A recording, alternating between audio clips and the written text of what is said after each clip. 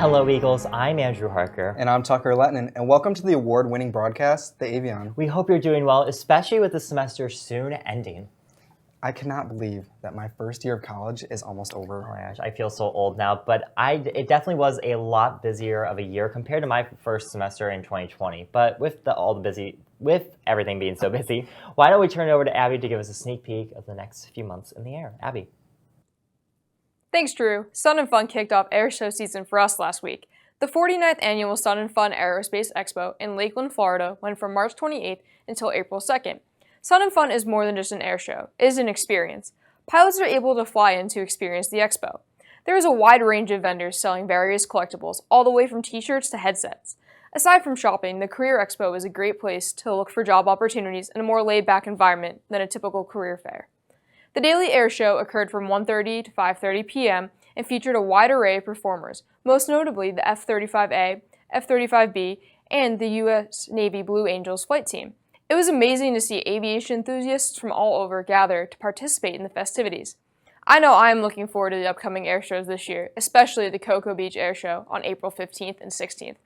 Getting a chance to watch many amazing aircraft in a different light is always a sight to see. For the last time, I'm Abby Spencer. Thank you for following along over the past few months. Thanks. Back to you. Thank you, Abby. I miss Sun and Fun, but I definitely hope I can make it to at least one more air show this summer, if not Oshkosh. You definitely should. I enjoy going to air shows. And speaking of upcoming air shows, why don't we check out what the weather's going to be like?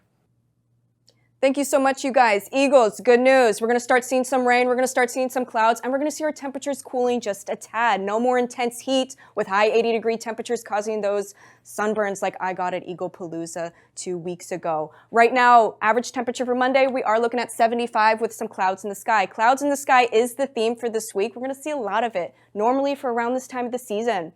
Our normal high is in the 80s. Normal low is in the 50s, high 50s. Usually what we see around during the nighttime. I do want to point out the record high for around this time of the season is 91, but don't you worry. That's usually what we see in the summer. We're not going to be seeing that this week, I can tell you that. Remember, lots of clouds in the sky, cooler temperatures, and some rain. That is the theme we're focusing on. For our forecast, temperatures mostly fluctuating between the high 60s and the low 70s. I do want to point out, though, since we do have the national map out, tornado season is upon us. You may have heard in the news, some devastating tornadoes have been occurring in the middle of the country. All because a big indicator for these are a temperature gradient, meaning we have those hot, warm temperatures in the south where we are, and we have those cold temperatures in the north. Where do they mix? They meet in the middle of the state. Where do the tornadoes occur? In the middle of the state. That is why. Tornado Alley, of course, that's what it's called. You knew that, though. As we progress into the week, our temperatures are going to keep fluctuating. In the beginning of the week, as of now, our temperatures are going to be pretty low. Like I said earlier, those high 60s, low 70s. But as we progress later into the week, our temperatures are going to rise once again. We're finally going to see those high 70s and low 80s like we've been seeing in the past weeks. On Friday, we're going to see 78, perfect time to hit the beach. So if you are planning to hit the beach this weekend, I can tell you with full confidence, the moisture is going to be heading out. We are going to have some clouds still remaining. So if you want to hit the beach, if you like hitting the beach with clouds in the sky, but it's still warm out, that's what I like. That's the best time to go to the beach. Go to the beach because finals are right upon us, guys. This is the time to go. But you're all here for the 7-day forecast, so let's just jump right in it. Today, 75 is the average temperature. Tuesday, Wednesday, we're seeing those low 70s, clouds in the sky. Don't be fooled, though. There's going to be a lot of rain happening throughout this beginning of the week. Thursday, things are going to start warming up. Once again, the rain's going to be heading out.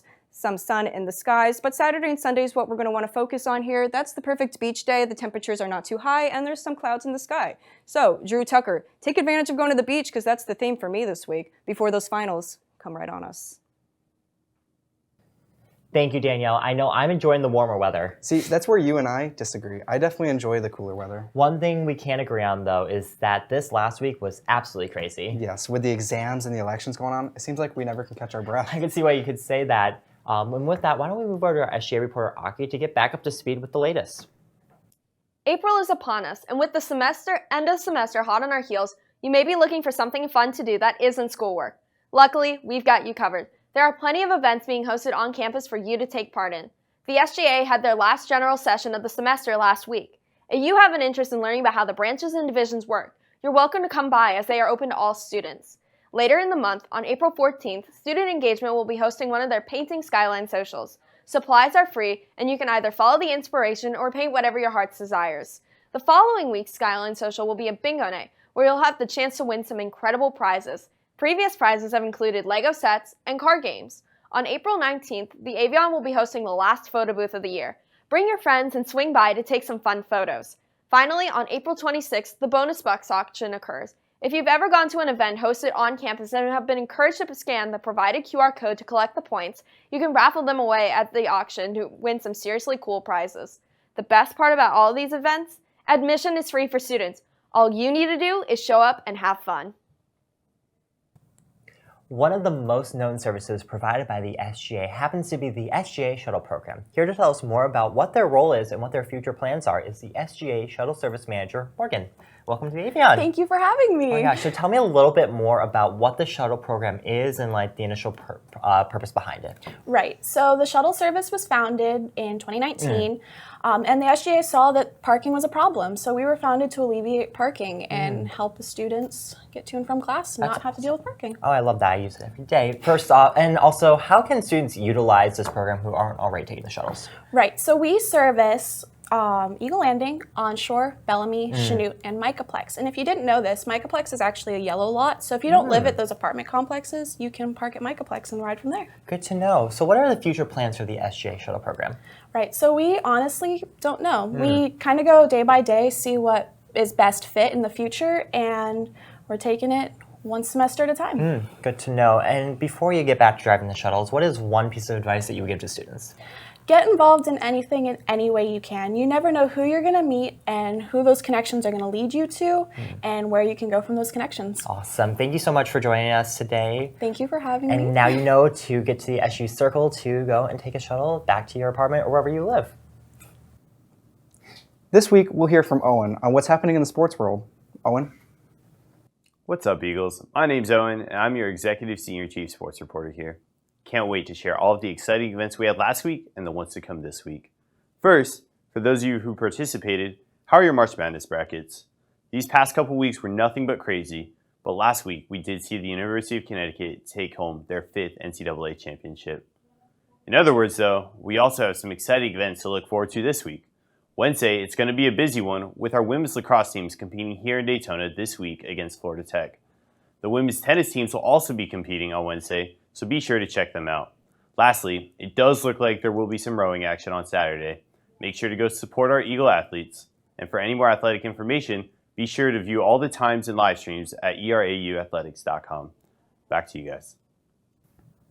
Thanks, Owen. All the school sports will be wrapping up shortly, and it's so sad. I know, but at least with the semester ending, there will be another next year. And with that, all our newly elected officials. Very true. So thank you to everyone who ran and voted and even put on the election. It was definitely a crazy one, but it was a lot of fun. Yes, it was. And with that, my name is Tucker Lettinen. And my name is Andrew Harker, and we hope you have a wonderful week.